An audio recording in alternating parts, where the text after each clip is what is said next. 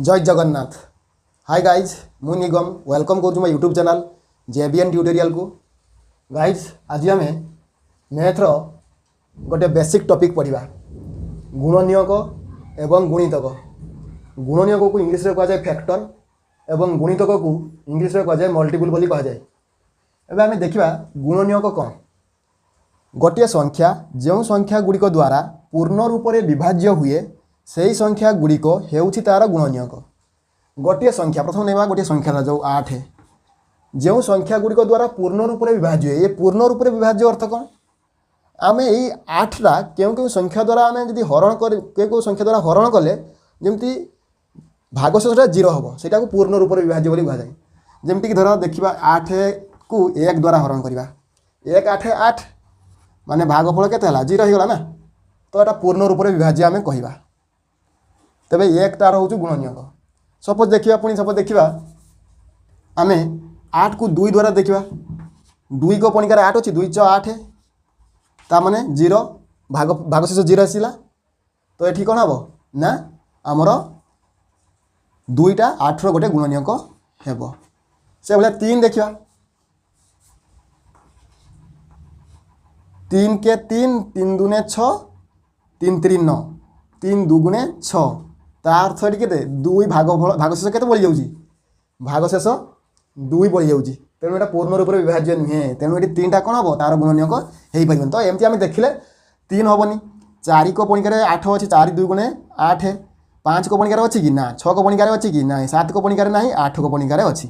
तेणु आम 8 गुणनियक गुड़िक किए किए 1 2 4 8 से भाई जो आउ गोटे ना 12 नवा 12 जी देखा से 12 को आम यही संख्या गुड़िक द्वारा हरण करवा 1 रु आम हरण कर चलवा 1 12 1 मैंने 1 रे 12 गुण मल्टीप्लाई कले 1 12 आसो। तो 1टा हम 212 3 6 12 4 3 12 5 हेनी 5 को पणिकार 12 अच्छी ना 6 2 गुणे 12 6 हम 7 हेनी 8 हेनी कहीं 8 को पणिकार 12 ना 9 को पणिकार 12 ना 10 को पणिकार 12 ना 11 को पणिकार 12 ना 12 को पणिकार 12 अच्छी 12 के 12। तो ये आम कौन देखिले 12 गुणनियक 1 2 3 4 5 6 12। बर्तमान आम गुणनियक कौन तार एग्जाम्पल द्वारा आम बुझीगले। एबे आम देखा गुणनियक धर्म गुड़िक देखा कौन कौन अच्छी। गोटे संख्या तार गुणनियक द्वारा पूर्ण रूप से विभाज्य अटे। हाँ आम ये देखिले धर जाओ गोटे कहला गोटे संख्यार गुणनियक गुड़िक यार 8 गुणनियक ये मैंने 1 2 4 8 तार गुणनियक गुड़िक द्वारा 8टा संपूर्ण रूप विभाज्य हो पारे देखले आम। तेणु साटिस्फाई होगा मैंने आम ये धर्म ठीक अच्छे। प्रत्येक संख्या से ही संख्यार गुणनियक अटे। प्रत्येक संख्या से ही संख्यार गुणनियक अटे। देख प्रत्येक संख्या जाओ 12 नेबी 12 12 गुणनियक ना अच्छी कि नहीं देख 12 12 12 अच्छी तार गुणनियक अच्छी। तेणु प्रत्येक संख्या से ही संख्यार प्रत्येक संख्या से ही संख्यार गुणनियक अटे। ठीक तापर देखा 1 प्रत्येक संख्यार गुणनियक अटे।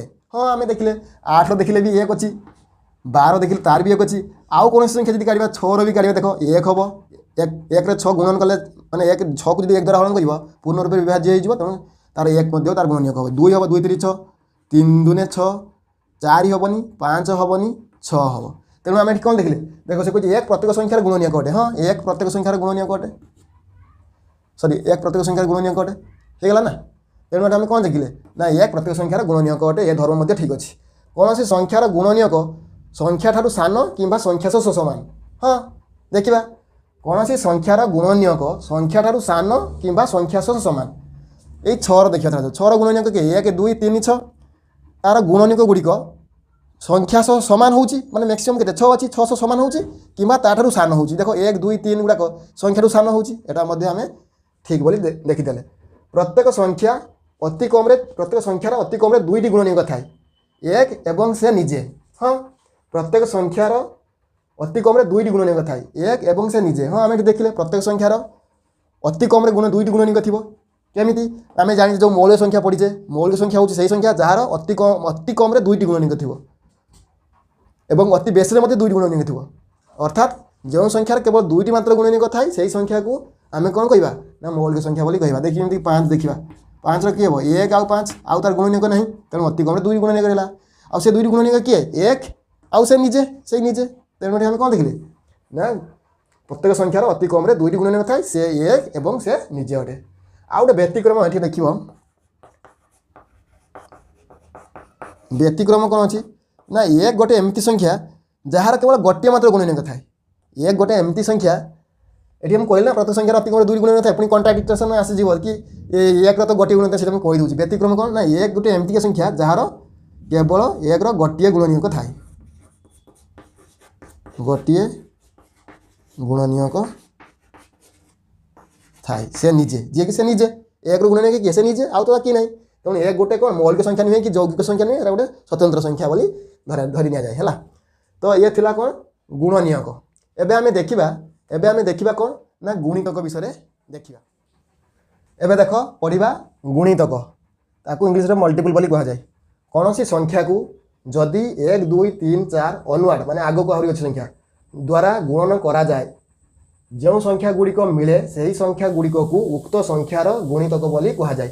ମାନେ ସପୋଜ ଆମେ ନେଇ ନେବା କେତେ 8 ନେବା, 8କୁ 1 2 3 ଦ୍ୱାରା ଗୁଣିବା, 8 ଗୁଣନ 1 8, 8 ଗୁଣନ 2 16, 8 ଗୁଣନ 3 24, 8 ଗୁଣନ 4 32। ତାମାନେ କ'ଣ ଦେଖିଲେ ଆହୁରି ଯଦି ଗୁଣିବା ଆଗକୁ 8 ଗୁଣନ ଆହୁରି ଯଦି ଆମେ ଗୁଣି ଯିବା 4 କହିଛି ମୁଁ ଆଗକୁ ଆହୁରି ଅଛି 5 ଯଦି ଗୁଣିବା 8 5 40। ତା ଅର୍ଥ ଏଠି ଯଦି ଆହୁରି ସଂଖ୍ୟା ବଢ଼ିବା ଗୁଣିତକ ମଧ୍ୟ ବଢ଼ିଯିବ। ଅର୍ଥାৎ ଏଠି ଆମେ ଗୁଣିତକ କାହା କହିବା ନା ଯେଉଁ ସଂଖ୍ୟା ଆମେ ନେଲେ 8କୁ 1 2 3 4 5 ଏମିତି ଗୁଣିଲାକୁ ଯେଉଁ ସଂଖ୍ୟା ଗୁଡ଼ିକ ମିଳିଲା, ଏଇ ସଂଖ୍ୟା ଗୁଡ଼ିକ ମିଳିଲା 8 16 24 32 40 ଏଇ ସଂଖ୍ୟା ଗୁଡ଼ିକ ମିଳିଲା, ଏଇ ସଂଖ୍ୟା ଗୁଡ଼ିକୁ 8ର ଗୋଟେ ଗୁଣିତକ ବୋଲି କହିବା।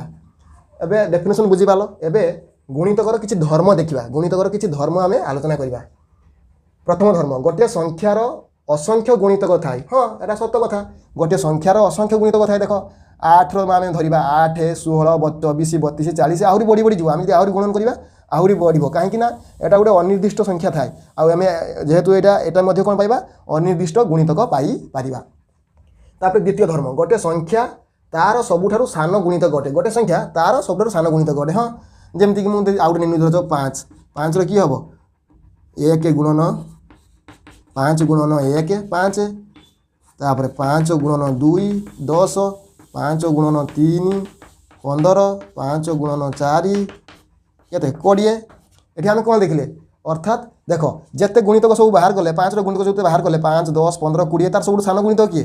ୟାର ତ ଆଉ ସାନ କେହି ହେଇପାରିବ ନା 5।